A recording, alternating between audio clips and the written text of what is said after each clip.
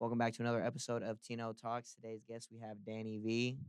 Do the applause somewhere, do the applause in the edit. How you feeling today? Chilling, bro. Thank you guys for having me, for real. Nah, thank you for he drove here from like 2 hours. Yeah, It's like thundering outside right now. It's that January weather. yeah. It's like storming.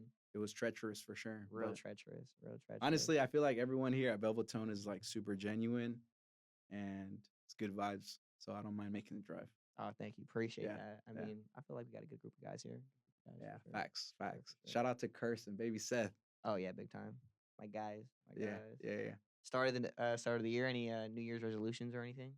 Yeah, I want to be more punctual about just where I'm going to. I feel like I'm already not on a good start. I mean, I was supposed to be here at 4. Oh, we were Got running here late like too. at So I was like 4:30, so yeah, definitely just being more on time to things, and I think just valuing time in general because it's super important. no, for sure, for sure. So lately you've been going crazy, real improvement, real growth as far as sustaining a career. What as far as the past year that's passed, what would you say? How would you summarize it? What are your thoughts of Damn. everything that's been happening? Honestly, the growth between last year and today is just it's been ridiculous. I mean, it's been a lot of highs and lows, but if I could really look back at where I was about a year ago, I just remember I was out in LA and we were there for Nam weekend and I literally didn't have any money like in my bank account. Like I was like damn near on my last few dollars. And prior to leaving to the trip, I was like debating on even continuing to pursue music, right? And then right around that same weekend, one of my first songs went viral. Or not my first song.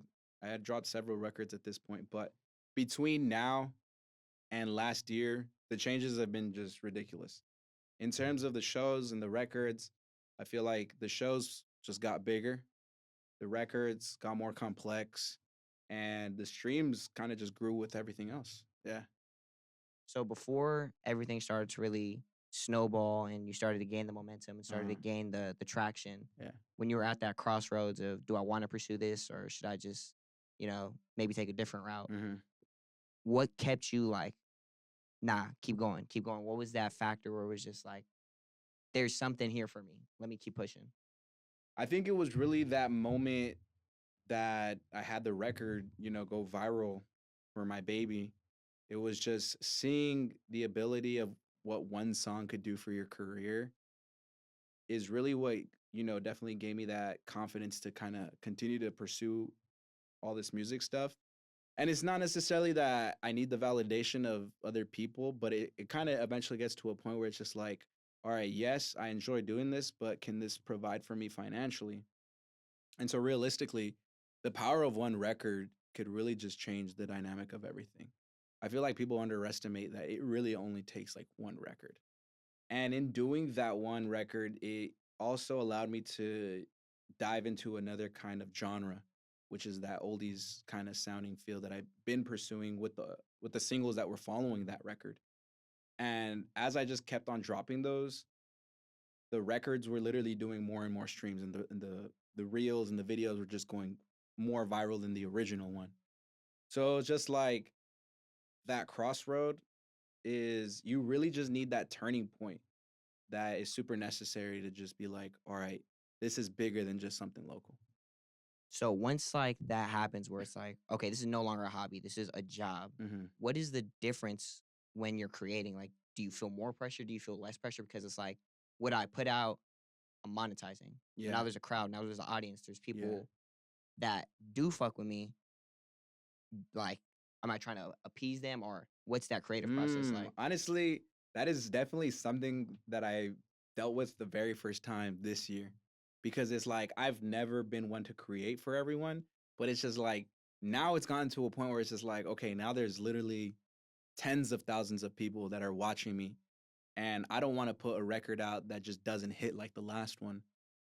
So for sure, that was something that I dealt with, after having that first record go viral. And I was really just trying to get to a point where, okay, I did this. I need to be able to do it again and again and again. And I think that's what really separates the artists, from like a small town thing to like a countrywide thing. that's what you need to do in order to perform in today's era. You need to be able to perform in that moment of pressure, but also still deliver creatively for yourself. And I think that's like another crossroad that a lot of artists face. And a lot of artists don't really get to that point because they don't get that one record. But it's like once you get that one, you got to be like, all right, if I really want this and I really feel like I can compete with the greats, you need to be able to deliver. So it's like, yes, there's going to be pressure, but you also have to find ways to still maintain that creative outlet, but still deliver. Now, as far as on the business aspect and like being financially savvy, because it's like Yeah. people do get hit records or people do have songs that like, okay, I got a million streams, but how do I Yeah. capitalize? How do I monetize? How do I make Mm, like mm. a career out of this? Yeah. What avenues? I mean, I know you're doing the shows; those are pretty lucrative. Yeah. What other avenues do you see? Like, okay, I have a crowd that whenever I put out product, they're gonna buy my product. Yep. Yep. Yep. How do you monetize it? How do you like make this like? Yeah. What revenue streams do you find most successful? So realistically, once you find your your audience, it kind of becomes very direct to consumer. So you have to learn to really, provide for the community and the people that are genuinely there that are coming to the shows and buying the merch and streaming the songs. And by really honing in on your community, you learn how to capitalize. So for me, there's different outlets. I mean, of course, there's streams, but that's only generating maybe like a few hundred a month. Then you have direct to consumer things for me, like it's like a Patreon thing. So people pay me monthly subscriptions. But like you said, I mean, the shows is the lucrative part. And genuinely speaking, that is what it is bringing in the income for me because it's like, yes, you're spending a couple of thousand, but you're going to make back a couple of thousand. So just to give you like a real number, I mean, like most of these shows can average 5,000 a show, but I've noticed that I average spending like 2,000 a show. So now we're making a $3,000 profit. But then you got your merch, and the merch you'll make anywhere between 1,000 to 2,000 a night if properly promoted and if you have the product for it. That's another thing is like you got to be willing to spend in order for you to continue to monetizing on your music. And I think that's another thing that I feel like isn't addressed very commonly is you as confident as you are in your music, like you just got to be confident with spending your money because you know that if you do spend or you just have to trust that it's going to make it back. You're going to get your return on investment. And I think that's just like one of those risks that I was just willing to accept. So how did you get the ball rolling then when it was like, okay, now I have traction? Yeah. What was that first risk like when you threw your first show and you have the merch and Yeah. those first times where it was like, damn, I don't know if it's gonna pay off or not. Yeah, yeah. So realistically, the first shows I did in early on in the year, I started to develop like a live band, and that was pretty expensive. I'm not gonna lie, but there was one specific show that I could really recall back to where I was like, damn, like I spent a lot of money, I spent a lot of time. Like, is this even gonna be worth it in the long run? And that was a show that I did in my hometown in Watsonville, and realistically, the venue wasn't even a venue. I mean, it was just like just imagine like an open room and we were going to have to set the stage and bring the speakers and kind of bring the wardrobe and finance certain things. And it was just like the deal that I had made with the owners. It was like, yes, I'm going to sell X amount of tickets and we'll pay you this amount. And that's another thing is like when you're doing shows, it's like, are you the one investing the money or are you getting paid from someone else? Because if you're getting paid from someone else, that's another pressure you got to deal with. It's like they're paying you a certain amount, so you got to be able to deliver to the point where, they're getting their return on investment. So it's like that show was super tricky because to be honest with you, I couldn't sell that show for whatever reason. Even though it was my hometown, I couldn't deliver to the point where they got their return on investment. So what happened at the end of the show was it was just turned into a big old argument about, oh, we put in X amount, but you couldn't deliver. So now we don't even feel comfortable paying you that amount. And that's where you get into the logistics and the complications of contracts before shows. It's like, what are the details? And both parties have to be in agreement. So it's like, if we agreed to pay you despite how many tickets you sell, then the other party has to pay you. you know. But if you also signed in the contract that you would deliver 100 ticket sales, but you didn't, then they don't have to pay you. So it's like when you do business with other people, it gets complicated. And that's why for that show, it was just so like it was one of the first shows early on in 2025 where I was like fuck, if this is all this, if this is what I got to deal with for every show, like how am I even gonna make this work? It's gonna be headaches. Too many people are involved, too many splits. Everyone wants a piece. And then not to mention I was doing it with a live band. So I had to break the bread 5 ways. And then I got my sound engineer. And then I got to spend money, like I said, on the wardrobe. So it's like you got to think about all those splits. And then it got to a point where I was like, you know what? Moving forward, I don't want, like, if I know they have the budget to pay me up front, then sure. But I don't want to have like any stipulations in a contract to where I feel like I need to do a certain amount of numbers in order to get my paycheck. So that's why that was a moment of realization to where I was like, okay, don't expect a certain amount of pay. Just make what you're gonna do at the door. So I essentially just created a system through Eventbrite. And it's cool because I can control how many ticket sales, where are they coming from, what city, and I would put the fire on my own ass because it was like, okay, the show's not performing well. Okay, let's keep promoting it until we get those numbers and we know that this show is going to give us the return on investment that we need in order to break a profit. So it's like once I figured out that system and after show after show after show and determining what I know I'm gonna spend, then it got to a point where I was like, okay, this is simple. We create this system, we set the show up on Eventbrite, I'm capitalizing on a certain single, whether that's My Baby, I Need You, Morning Coffee, or One Last Chance, which all were records I feel like that did numbers in its own separate quarter of 2025. The first, like all 4 quarters, each one of those singles did its thing. So I used one of those records as a way to sell the product, which is the show. And then from there, I was like, okay, let's run up these ticket sales, figure out which city wants me, and we'll just run it from there. And so it just, at this point, it's become a system. And I feel like I've learned the the live show industry so well down to the contracts that I know what I'm doing and I don't need anyone. I don't need any promoters. I don't need people trying to like help me sell this show. Just give me the space, I'll pay the rent, and I'll bring in the people. That's it. See, and this is something that I think a lot of young artists coming up can Mhm. really take game and soak up, where it's like, if you really want to make this a career, cut out the middleman. Mhm. You have to become knowledgeable in these fields, where it's like, Mhm. I know how to do merch. I know what shirts like. You have to do your research on that. You have to do your Mhm. research on the venue. You have to Mhm. go through and like become your own boss. If not, you're subject to, I mean, what other people You're gonna like. get fucked, Yeah, basically basically. at the end of the You day. are. And that's another thing too, is like one thing that I didn't think about when it came to merch, it was like, for example, I had a show in Fresno. And that's another thing you got to think about the demographic. Fresno was the summer and it was hot. And I had a bunch of hoodies and crew necks and very little t-shirts. So it's just like you also got to think about those things. It's like, for example, I'm gonna be going to Salt Lake City. What time of the season is it? It's cold. Okay, so this is the space to bring the hoodies and maybe ease up on the t-shirts. So it's like little stuff like that. It's just you really have to go through it, and some of those shows you have to take those L's and just be like, yeah. And another thing is who you're hiring to do what, because these shows is like I have multiple people that are doing different things. You know, I need someone that's guiding the people through meet and greet, then from the meet and greet to the door, and then so on and so forth. I need someone that's communicating from the door to the DJ to let them know when I'm going on.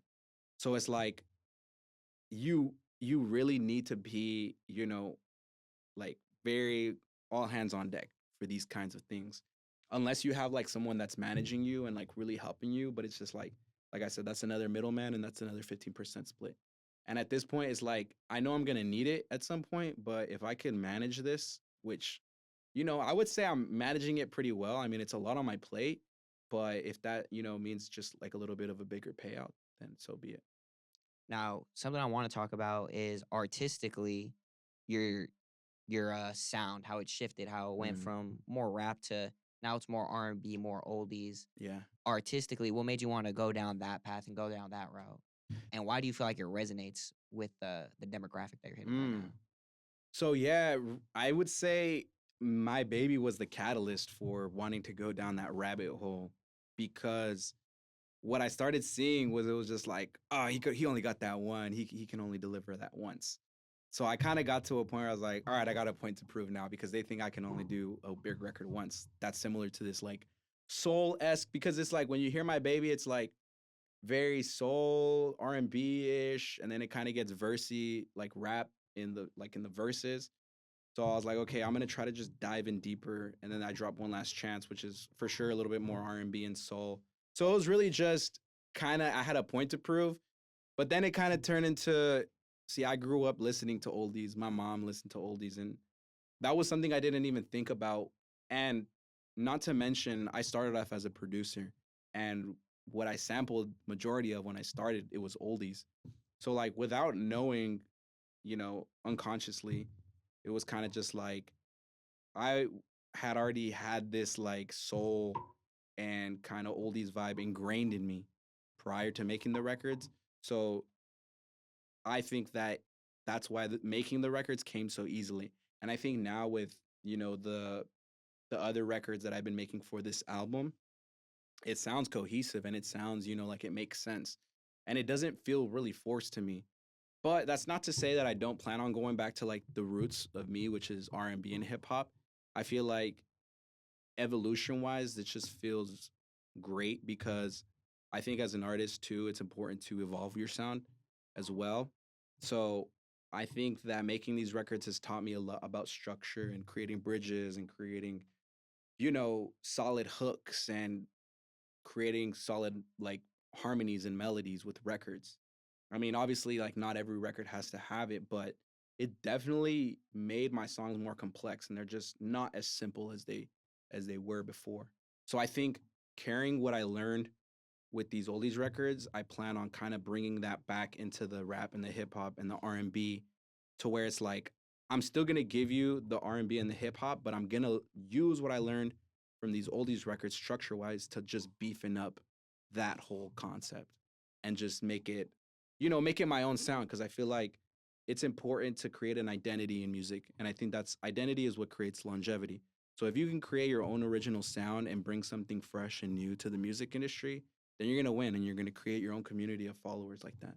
Nah, yeah, I think that's very important too, because Yeah. then it's like if you're just let's just say a Drake clone or Yeah. something, it's like why would I go buy fake Supreme when I could go buy real Supreme? Why would I go listen to Exactly. you when I could go listen to Drake? But if it's Exactly. like if you go out and you build your own, people are gonna only can go to you for that Yeah, product. You yeah, see? exactly. And that's really what I take pride in because it's like early on, like that's what we pretty much just see that. It's just like everyone is a clear and that's fine. Like inspiration is very important, but it's just like you hear someone and you be like, they're obviously inspired by them. They're obviously inspired by them.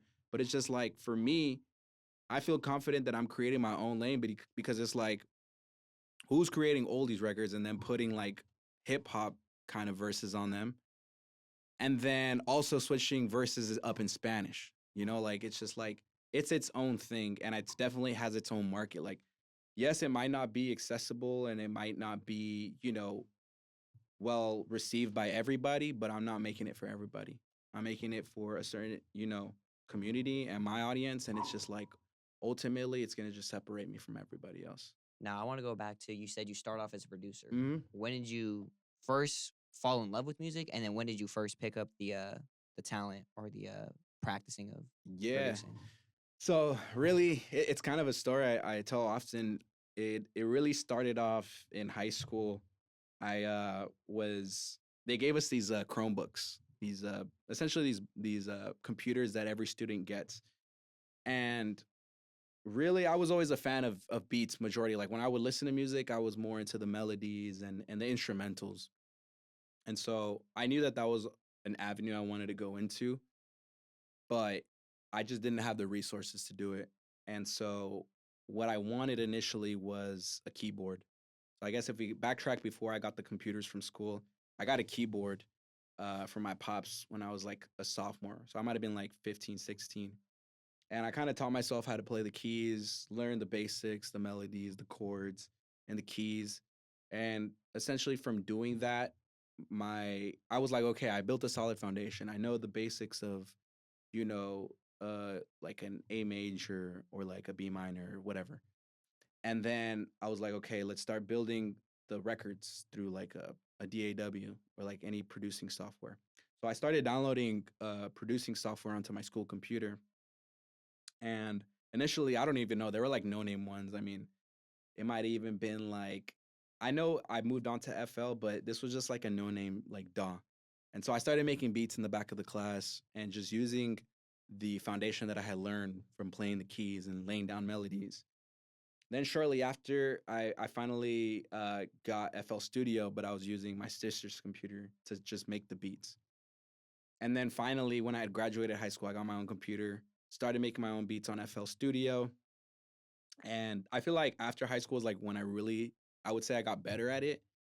And by the time I got to like college, I was pretty much producing for artists like all over the country at this point. I started like my own beat store online, and they were selling pretty well. And I was making like pretty solid money on that. And Wait, then and what type of beats were those? Were they like they were boom bap or like they were boom bap for sure, but initially they were all boom bap. But then they got to kind of more like like Drake-esque, oh, okay, okay, like gotcha. Drake-esque or trap kind of stuff. I mean, I had different eras and phases. I think every producer does where they kind of like try different You kind of need pockets. to like you create like I can't do one sound forever. You know, like you said, you Yeah. need to grow. So try different Yeah, I things. like I'm pretty sure I started with like boom bap, then I did like, a Drake-esque beat, and then it got to like trap, and then I started like making EDM. You know what I'm saying? Like You're just going down the whole rabbit hole. it was, yeah, but I think it was cool because it just was super necessary for me to just find my own style of like producing. So shortly after, like I said, I was selling beats. I moved to San Jose. I started or artists were hitting me up not only for beats but to record them, but I was like, I don't even have recording equipment. So I ordered like a Scarlett 2i2. I ordered a AT2020 microphone from like Audio Technica, just like literally like the The basics basics. Yeah. to just record artists and just kind of make it a bundle package. Just like you can get my beat, you can get the song engineered, and we'll just kind of move forward like that. And shortly after, this is something I always say too, is like I would give them the beat and I was just like, they would just not do the beat justice. That they would do horribly on the beat, and I'm like, damn, I could do better. Like, like I was just like, damn, I could do way better than this. And so I would do that, and it got to the point where I was like, okay, I'm gonna just record my own vocals on my own beat and just see what it sounds like. And funny enough, the first record was in Spanish, and it was through that where I was like, okay, this actually sounds kind of like fire. And but I knew once I did that, I didn't want to establish myself as like a Spanish artist. I wanted to just because realistically, English is still my first language. So I wanted to develop my English voice. It's a funny thing, like you would think it's the same voice, but it's very It's different. different. Yeah. And so I had to find my voice in English while still like kind of using what I learned from the Spanish. And so I kind of like made records for a whole entire year until I felt confident in one record, and then I just released it. And so I like the love for music was just a progressive thing that slowly developed over time. There wasn't a point where I was in high school or college where I'm like, yeah, I'm gonna be a rapper or I'm gonna be a singer. Like it just kind of happened like, very organically. But I'm glad it happened the way it did because I really learned every aspect of, creating music. And it wasn't even just the music aspect. I was very much involved with like, the visual arts kids. So before music, it was just like videos, photography. I learned how to edit like the video footage and color grade everything. So it was like all these things really is what allowed me to be, I would say, a pretty strong in a sense entity because I know exactly what I want from from the creative project in terms of the image down to the sound. And when I go to the engineer, I know what I need. I know like what I need to ask for in order to get the sound that I Like you want. have the knowledge, you know what you're talking about because you've done it. You know. Exactly. And it's been a long journey for sure, but I feel very confident in, my vision. and I know what I want, and I know what I need to do to get it. Yeah, I feel like that's important for every Yeah. developing artist where it's like you have to know you can't go to your engineer and be like, make me sound like I'm underwater. Yeah, Like exactly. you gotta know what you're talking about. Like, hey, I want you to EQ this, put a de-esser Yeah, here, compress exactly. this, add some reverb. Like, Yeah. know the terminology, know the language if you're serious about it. You Yeah, know. exactly. 100%. But nah, I'm definitely grateful, to have learned everything and now be able to apply it to myself as, I would say like I'm essentially the owner of this business that I'm running. And when I need help, I know exactly what I need help for. Now I want to go back to even before high school. Let's Yeah. go to your childhood. Yeah. You're from Watsonville. Yeah. Speak on for people who don't know where that's Yeah. at or what the representation of it is. Speak on it a little. Yeah, so Watsonville is a town located in the Central Coast, California.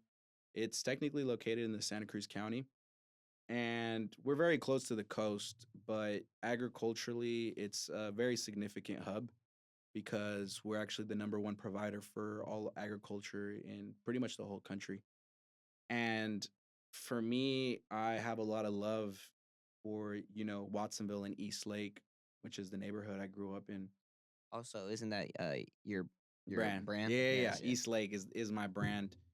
And really to go back to the significance of Watsonville is how it feels very much like a small like a Mexico.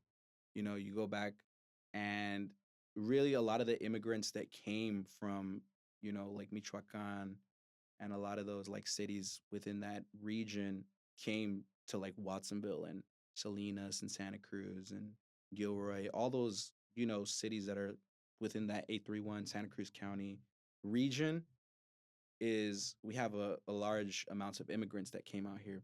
So I feel like being able to represent, the community and do something that isn't, commonly expected from someone like me and show people that it's possible to literally sell out shows at a state and do just as much as streams as any other artist and actually make this like a thing. And that's really why I emphasize East Lake the brand, because even though it's just a neighborhood or a street, for me it represents coming from a small town and being more than what people expect of you. I think I get this misconception a lot too, is like, is it gang associated or what does it mean? Is it blue or red? And it's just like, it doesn't mean any of that. It literally just means being an underdog from a small town and being more than what people expect you to be. And I feel like at this point, I've pretty much done that, but I definitely want to continue to scale it even bigger and prove that point and carry Danny V and East Lake and make those two things synonymous. Danny V, East Lake, Watsonville, underdogs. It's all just under one umbrella. It's all identified with that. Like the Exactly. consumer can identify that. Exactly. Now talk about so you went to college in San Jose, right? Correct. What was that transition from small town, you know, To big not city. much going on to big city San Jose, like 2 million people. What was that transition like? I mean, the transition was tough at first because you don't even have skyscrapers and realistically like skyscrapers you think more like San Francisco or like New York City, but San Jose is genuinely a big city. It's like the fourth biggest city in California.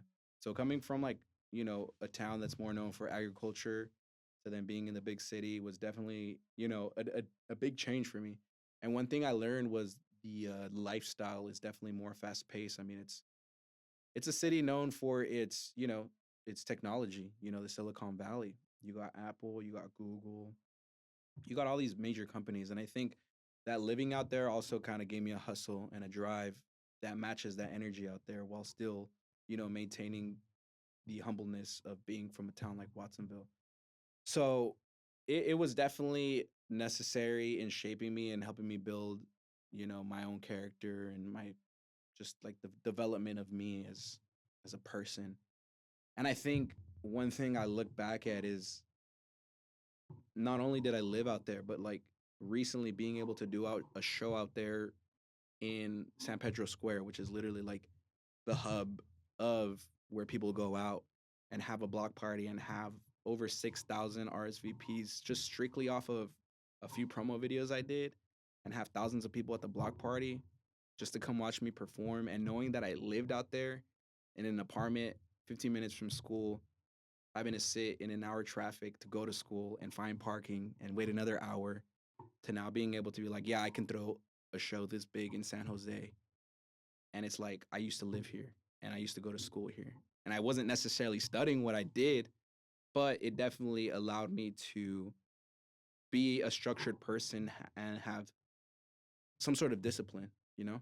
Because I feel like that's what school is really, you know, it's can you show up at this time and do this test and pass and so on and so forth. I mean, don't get me wrong, there's definitely like degrees that are necessary, but I feel like my degree definitely just gave me that discipline and consistency. And it definitely taught me a lot in, you know, the business aspect of any entity, whether you're in like music, manufacturing, or, you know, just anything in that realm. And what did you go to school for? So I What did you get wanted your degree in? I got a degree in industrial systems engineering. So realistically, industrial engineering is how to make an operation more efficient. So, like I said, an operation could be anything. It could be an amusement park. That's an operation because there needs to be a system. You sell tickets, you got concessions, you got rides, and you need to be able to deliver the rides within a certain amount of time span. Manufacturing, you got cars, you got the raw product, that's known as supply chain. You got the raw product from the, let's say, the metals. Then you take it to the manufacturing line. Everything needs to be coming out in an efficient manner. So pretty much everything that I learned from that engineering degree was, okay, now how can I apply this to my own system? You got the beat, you need the drums, or better yet, to break it down, you got a snare. Now you got a drum pattern. Now you got the melody. You render the record. Now you got to get it engineered. So it's like how to make all these steps efficient and get it to the consumer as, you know, as fast as possible with quality and, you know, just yeah, quality. Literally, that's the whole essence of the degree. It's like what it taught me, and it's as simple as it is. It's like the consumer is what matters most. You know, of course, the product matters, but you need to make sure that your product is good for your consumer. And that's all it is. That's what music is. We're entertainers. We need to make sure that we can provide for the people that are consuming the music.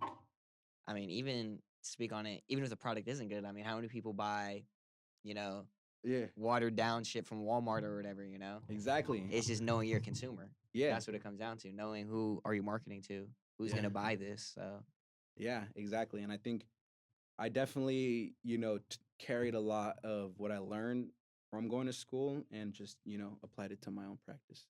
okay, so boom, you graduate or you graduate from college, get your degree. At Yeah. what point do you join the underdogs? Mm. Yeah. So the underdogs came when I was working on one of my first projects called The Lost and Found. At the time, for me, I always knew that music videos is like one of those things that come in luxury. Like you really have to have a good videographer, you know, setting out the vision, which I didn't have at the time. So I was doing these one takes, just like out in the nature. I would just bring my microphone, I would have my homie record, and it would just be a beautiful scene. Whether if it was like in the mountains, in the beach, I mean, you could literally go back and you can find it. And these videos early on for my early stuff, they were doing pretty solid numbers. So I kind of just maintained that aesthetic of just going out in the nature, bringing my mic. I would just sing over the, you know, dub the track on top, overlay it. So I'm not necessarily doing it live. Anyways, long story short, I put this record out. It's called Daylight, and I was performing it out in like the mountains. And I guess it got the attention of Soul, but Soul wasn't the one to reach out to me directly. It was this social media platform called Central Coast Slaps. They're essentially, you know, think of it like a Thizzler in a sense. Instead of highlighting like Bay Area artists, they highlight Central Coast artists. So he had uploaded this clip, and Soul saw it. So he reached out.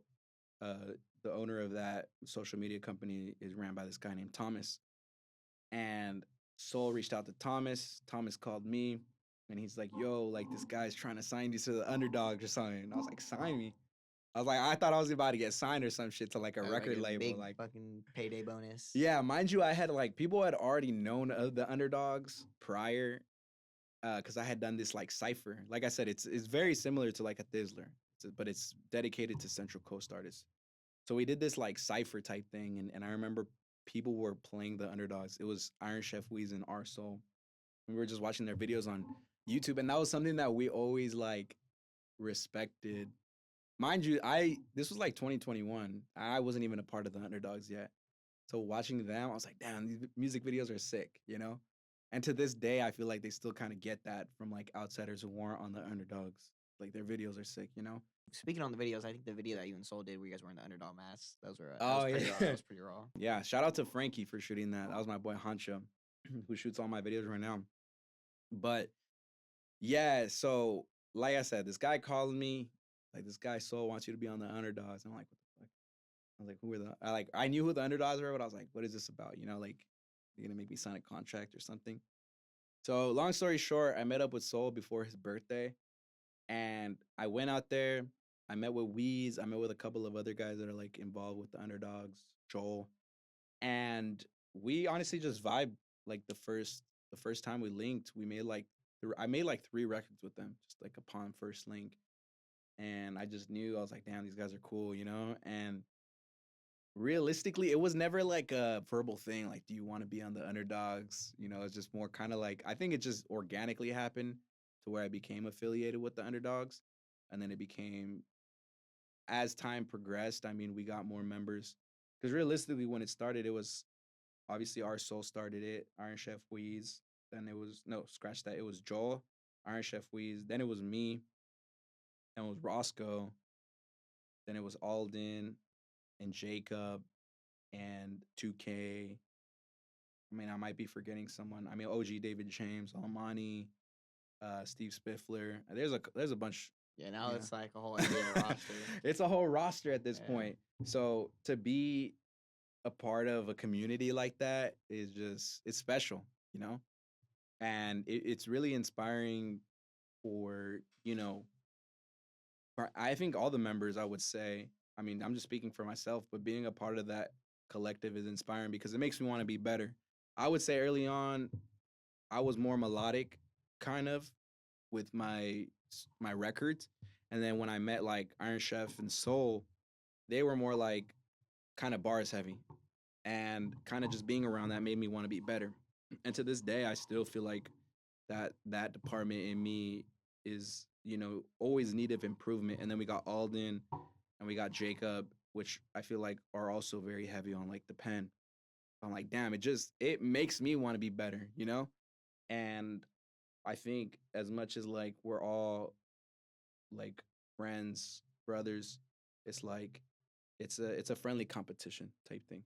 And it's like it just drives everyone to want to be It's better. like going to practice, but you play for the same team. You know, it's like Exactly. iron sharpens iron. Yeah, exactly. So I'm just grateful for them. And like I said, for me, mine and Soul's relationship was just very pivotal for my career because he really established my whole like aesthetic and a look and a vibe for me.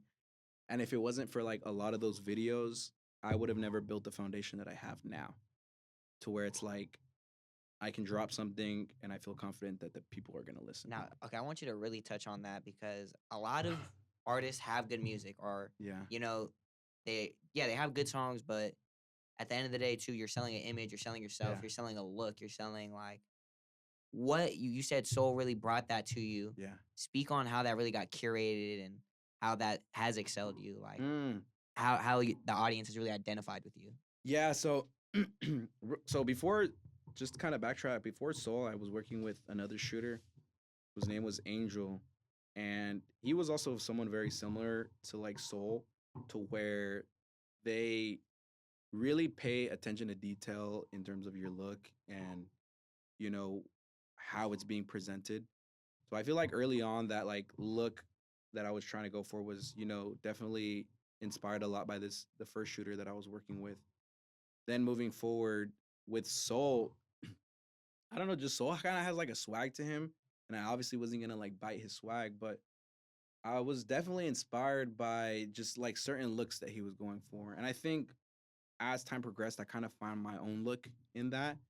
But the cameraman is just gonna be the person that makes you look cool. Like at the end of the day, I think I seen someone do an interview recently where they were just like, the cameraman or the videographer is literally in control of your entire image, you know, and people just don't give enough credit to the person that's behind the camera, because it's like they're the ones that are making the creative decisions for which clips you're using. And it's just like, yeah, they're giving you like maybe like short reels or like 3-minute videos, but like, what did it take to do those 3-minute videos? It's like we're talking hours on hours, and they were there just looking like, okay, yeah, that one looks cooler, nah, or like this one. So it's just like they really just control that. But I think, like I said, me shooting the videos prior to that, with me, when it comes to me and Soul, we have such a great dynamic when it comes to shooting videos, because he knows that I also have a vision of what I want. So it's like when we're shooting, we're pretty much both behind the camera lens. I'll like see if I can frame a shot, and I'll have him be the test subject, and then we'll kind of just swap out. Now speak on team versus like doing it individually. Because Mm-mm. earlier when you were speaking about cutting out the middleman, Yeah. doing it for yourself, but Yeah. at the same time, you do need a cameraman. You Yeah. do need team players or people who are supporting you. Yeah. Talk about that balance and how like you walk that line. So there's really, I want to say 3 to 5 important key players in my team. There's Irv, who's literally like my DJ, engineer, manager ish, producer, right? He's in charge of that avenue, and really an important key player when it comes to live shows. He can wear any hat he needs to when need be. Then we have someone like Concho or Frankie, who's like my main shooter, who is someone that I need to be able to have on call and be like, we need to shoot this week, and this needs to come out tomorrow, because that's just the urgency that I need this record.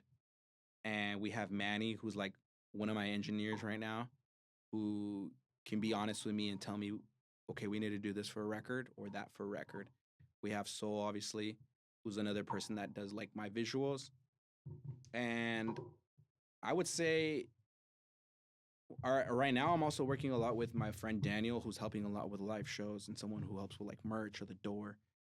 And team is like, as much as you want to do something alone, like I said, like certain things, yeah, you can do alone, at least semi manage them. But like when it comes to, like, let's say if we were to put everything into a package, the record, the show, and the visuals, if we were to put it into a package, these are the people that I need on my team, those 5 people I just named, because without them, I literally I can't focus on the records.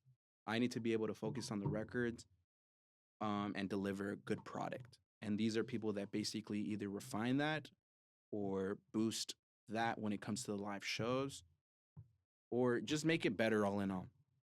And so you need to be able to create that team. You need that one person that is accessible to you at all times. Set like manager slash producer. You need that shooter, and you need that engineer to make the record sound good. And then you need some like a right hand man that can manage, like being okay, we need this at the door, or we need this for meet and greet, or this person needs that. Just kind Like of almost a like role an player, like an like a assistant, damn yeah. near, kind of. That's all you need, really. I feel like if you have those people, which I'm thankful to have, then it's like, there's nothing that could stop you. Okay, now as far as the growth has came a long way. How do you plan on scaling it? How do you plan on, all right, let's take this bigger? Are you trying to, Mm-hmm. all right, let's push for a record, or let's push for a record label. Let's try to get that contract, or Mm-hmm. let's try to keep scaling individually. Like Mm-hmm. what's the future plans looking like? So this is my goal for the year, for 2026. My goal is, one, we're gonna drop this Underdogs project.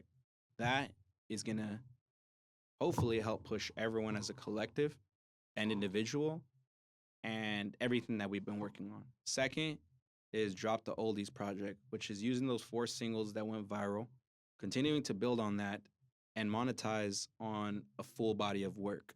By monetizing on a full body of work, I can now do a full summer tour, right? So I'm looking at everything that I'm doing as a sequential process. So we got the Underdogs project, okay? Then we move on to my project. Now we have a full body of work that we could sell to the people. So now we have a product to push. Once we have the product, we take it to the people. You get the people, you get the finances and the capital to keep moving forward. So I have a sound that works, right? Now, how do we make it bigger? In 2025, I was doing the shows with the live band. The problem with that was I was investing hundreds in giving a product to people that they don't know about. How am I going to sell a product if people don't know what the product sounds like?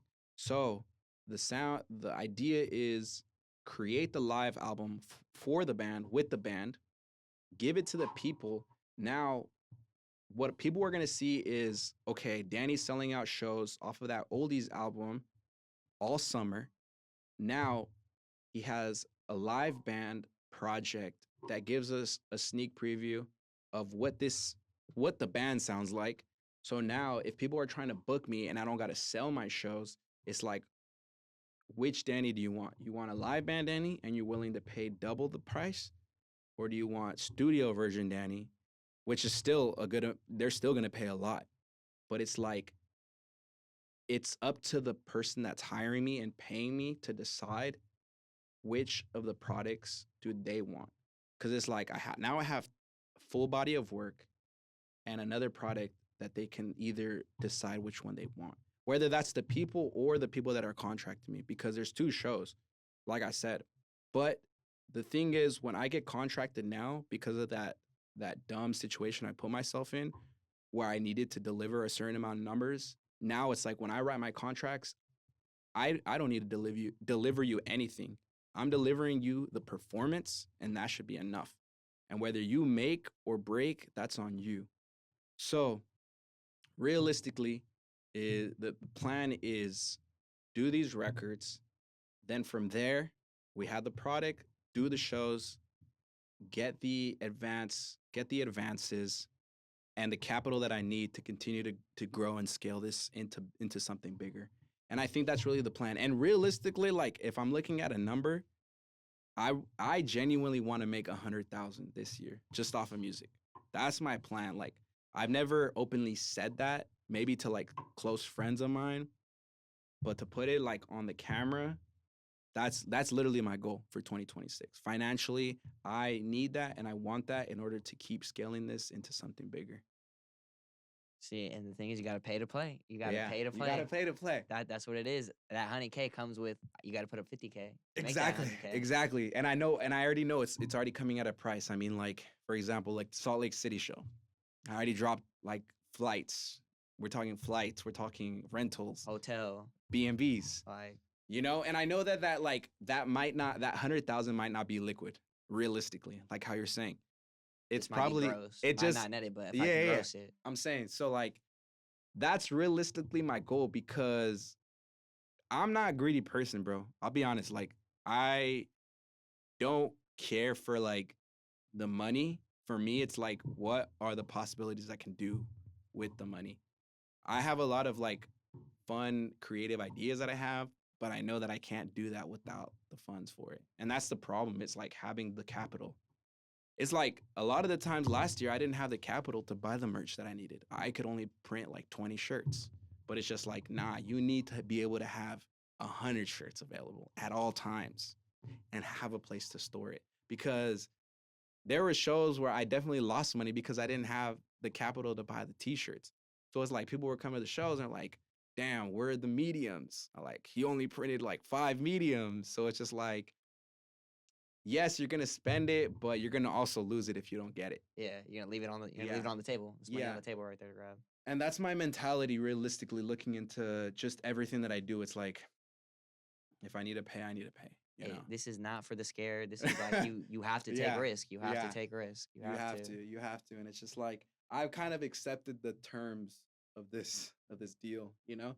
And it's just like because I feel like I was too scared to spend it, you know, and it was just like it was costing me opportunities. I'm not saying pay. Well, there's one thing I will say. to the camera and to the people watching, don't ever pay to be on a show. That is a waste of money. Literally, go throw a show in your backyard, charge $10. You get 10 motherfuckers. That's 100. $100. Don't ever pay to play. That's my message to y'all. Now, I had to break that wall, as but far as maybe future opportunities, maybe like being an opener for someone like yeah, I don't know, someone in your type of realm, like is that yeah. something you would be interested in? That kind of goes back to what I'm saying is like a lot of these times you can't even get on these opening slots without paying. That's why I kind of got to a point where it's just like, man, I was like, fuck all that. Like I'm not like even if the artist fucks with you, someone in the management team is gonna have to deal with that. It's gonna be a couple of thousand.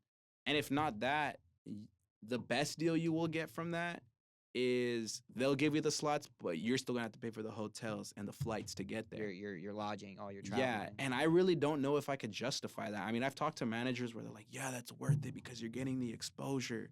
But it's just like, how many times you go to a show and you're like, "Man, I don't give a fuck about this opener." Oh my god, literally yesterday. Like, I came to see this person, so it's just like, Yes. why am I gonna pay hundreds and tens to fly and do this?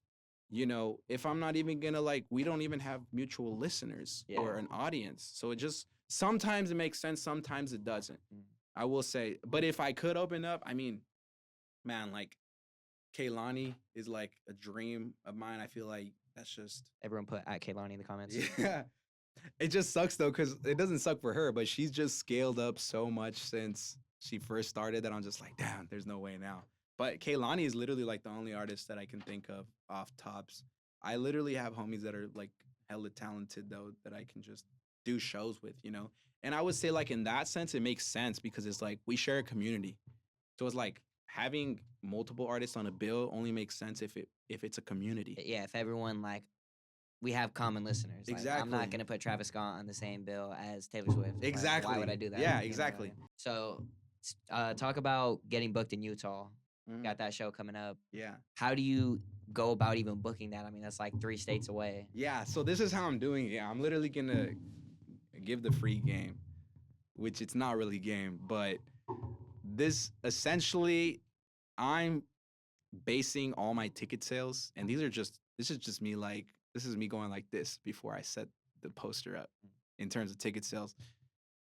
My main, you know, like field where I can like literally see where my people are like coming from is through TikTok because people are actually like commenting in the section, like in the comment section. And I'll literally just base it off the comments, right? So for that show, I seen like a good amount.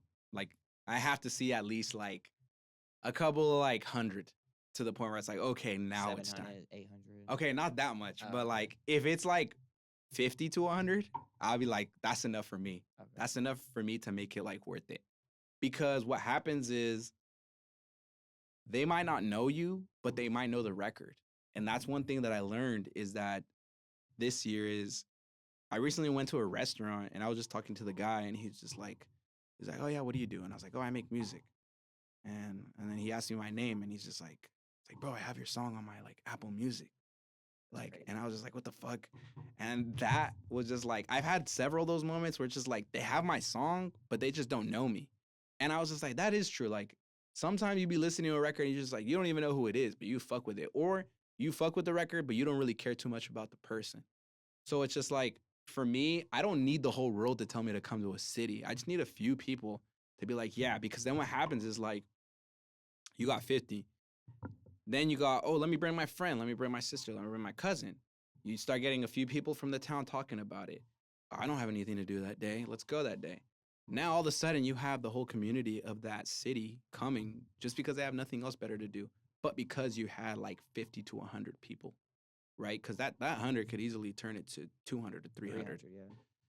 And that's really like 300 to a 500 cap room, which is pretty much what I'm feeling right now, is like, it's solid right there. I mean, 'cause you gotta think about it like this: who's really going to a concert by themselves? Exactly. So it's like if I go, I'll bring my homegirl, whatever. Yeah. So like I said, I do a poll, a simple poll. What I do then, I didn't have anyone reach out to me in Utah. You can literally find it on my TikTok. for Tucson and Utah, I was like, hey guys, I'm trying to throw a show in this city. Who's got a venue? I'll probably wait a few days, maybe weeks, but then someone reaches out like, oh, I'm a promoter, or oh, I own this venue. Come through. And it kind of goes back to what I'm saying on like, don't pay to play. You just need the space. And sometimes you will have to pay like a rent for the space, which for me, in my case, has been 50-50. Because either you do pay the rent or you don't pay the rent, but they take obviously a fee from the drinks, not the tickets. I would never split tickets. I feel like the best I can give you is either you, usually most of the ones that I've been doing is like you take drinks, I take door. Because it's like, one, it's promoting their business, and two, they're making money on drinks. And you'd be surprised, like, if people are buying drinks, they're gonna make a good amount too. For sure. If you got 150 people there, everyone's Yeah. buying 2 or 3 drinks each, $14 Paloma Yeah. or espresso martini. Exactly. So it's like, at the end of the day, and some of these places might not be popping places. So it's like the fact that you're telling them, yeah, I'm gonna bring like 300. Yeah, they don't care to take tickets. They're just happy that people are buying drinks, and they can make rent for the month. You know, because one night you could for them, it could be like, for them, you just need like 2-3 good nights consecutively for them to make their rent, you know? And that's all it is. It's just paying the rent, you know? Now, speak about TikTok versus Instagram and like how those are so critical into your operation and putting your image out there. And Yeah. how do you really, what's your main focus on those? I would say, well, it's not even just TikTok. It should, there's, people always say there's 4 avenues. It's TikTok, it's Instagram, it's YouTube Shorts, and then it's Facebook, which Facebook is technically linked with Instagram through like the Meta. Fucking So Mark Wahlberg. yeah, so through, but for me, realistically, if I'm being honest, it's those 2 avenues. It's Instagram and TikTok. Now, what I've noticed is, here's like a general rule of thumb that I've noticed. TikTok, it doesn't matter how many times you post. You can spam the same videos 10 times, which I've done. And every time you're going to get different numbers. Maybe the 5th time it might do like 100,000. But the 6th time it might do 500,000, or like, 5,000. That's the cool thing about TikTok, is like you could spam, but you will never get like the same audience. It's just the way that the algorithm is, like, it works. It doesn't necessarily work in anyone's favor, bro. It's so random. Whereas like Instagram is still such a weird thing to me, because you could post something and it will just get no engagement, bro. And it's just like, you really can't spam videos like how you can on TikTok. And for that reason, don't get me wrong, like there's certain videos that I dropped that did more numbers, if not on Instagram, than they did on TikTok. So you kind of just have to like, it's more of like an ego thing. I think what happens is like, you just have to accept the fact that you're gonna do really bad numbers on some posts, and some posts you might just do really good. It's like how people always, give the analogy. It's literally just like it's entering in like a lottery ticket. You put in the lottery ticket once, how you gonna expect to win $1 million? You put in a lottery ticket 500 times, now your probabilities of winning are a little bit higher. You got to look at content the same way. You can't think that every ticket is going to be a hit. And ticket being an analogy for a post, It's a volume game. It's a volume game. And it's like you can't be scared to go to bat, Yeah, you got to like be you can't ready be in the to dugout like, I'll get a hit. Yeah. Go in the plate. Yeah. No, I don't want to. Yeah, exactly. You got to be ready to, just keep getting those hits. And yeah, like I said, I mean, who has like 60,000 followers on Instagram, I still get posts that only get like 100 likes. But and like sometimes like, damn, this sucks. But it's just like, it is what it is. And anyone that you see who's getting consistently like large numbers, they're paying. They're paying to play, which is something I still, to this day, I've never paid for an ad on Instagram. I don't believe in that shit. That shit's fake. Like all that Spotify playlist, that's fake. Like, you look at these people, and that's another thing that you have to decipher, that you got to be able to look past the smoke mirrors. Like, if you got a person, and this is like another thing, is like people got to stop comparing themselves to the biggest artists, because the biggest artists have machines running behind them. So it's like if you're seeing this big artist consistently doing numbers ridiculously, they're paying for that. They're paying for the engagement. They're paying for the likes. They're paying for the comments. Like you gotta really look at the fluctuation of just like when I look at like this in like an artist, I'm like, okay, that's real because this isn't like a freaking exponential It's not really increase. tangible, to be honest. It's not real unless they're like really popping and hot. Then I'll be like, okay. But it's just like if you see like someone, who's kind of like in that midsection, it's just like how is that even possible? Even speaking further on that, because yesterday we opened up for a rapper out here who has Yeah. like 200K. Yeah. He's popular. You have 60K. Theoretically, he should be doing venues 3 times bigger than Yeah. you, and he should have 3 times the following. Yeah. But you're saying you're selling out 150, 200 people. Yeah. You have 60K. He has more followers, and he's doing the same numbers. So it really doesn't make sense. You're following. Yeah. And that's another thing too, because who knows? Maybe that's another thing is like knowing your market. He might have 200, but His market was there. His market was there. this is his market. Yeah.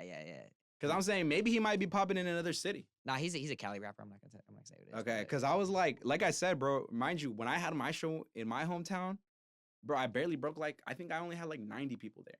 Mind you, it's my hometown. It was just like someone might assume that might be my biggest market, but it wasn't. So I would say maybe the benefit of the doubt on that person, but unless it's for sure their market, then yeah. I mean, not even that it was bad though, but I'm just saying like as far as numbers are concerned, where it's like, oh, you would think that like he has the bigger following, so he's doing bigger shows, or Yeah. it's all an illusion. It's all an illusion at the end of the day. It's knowing how to capitalize as a businessman, knowing your market, and knowing how to serve your product. Yeah. That's what it boils down to. Another thing is being able to provide like a hit, like consistently. Because if you're not dropping hits, then it's It'll just phase out. It'll phase out. You could have 200,000 followers, but it's just like if you can't keep providing hits, like why are we coming to the shows? And that was another thing I learned from throwing the shows. It's like you need to be able to have like a hit.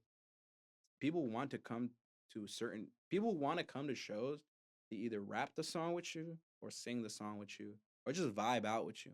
It needs to be like one of those three because if there's not that incentive, why would I want to come to a show with a bunch of people, smelly sometimes, Super. like it's real, bro. Like me, I don't even like going to shows, bro. Like dude, last night was smelling like fish market, smelling like Seattle up in there, bro. I'm saying like that's why I'm so grateful that people come to my shows. It's just like I know and not to mention, this is another thing I was talking about with someone. Just to step out of your house, bro, it costs money. You got to pay for gas, you got to pay for drinks, you got to pay for food, you're buying merch. cost to live. It's like, that's why I know, I feel like, I don't know if artists just forget that, but like, I know how much it takes for people to step out. They got to get it. Maybe if they got kids, they need a sitter, you know? And it's just like, that's why I'm hella grateful to be in like the position I'm in. Cause I'm like, man, I know how much of a burden it could be just to step out, you know? And I know sometimes people don't even like, people buy tickets, they won't even pull up because it's like, can't even pull up. You got the ticket, but maybe they don't even got the finances to get there. Yeah. So I'm just like, I'm very aware and just grateful, bro, of the position that I'm in. And hopefully, people can, you know, find a way to continue to resonate with me and to a point to where they genuinely feel like they want to support and spend their hard-earned money.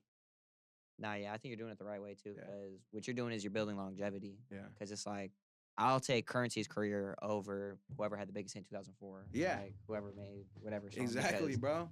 over a period of time, 20 years comes, and I'm still king of the hill, low key. Yeah. You know, like I made a career. I've done this, but it took time. It's a slow burn. It wasn't just a firecracker up in the sky and phased out. Currency, Larry June, all those artists that are consistently dropping mixtapes, singles.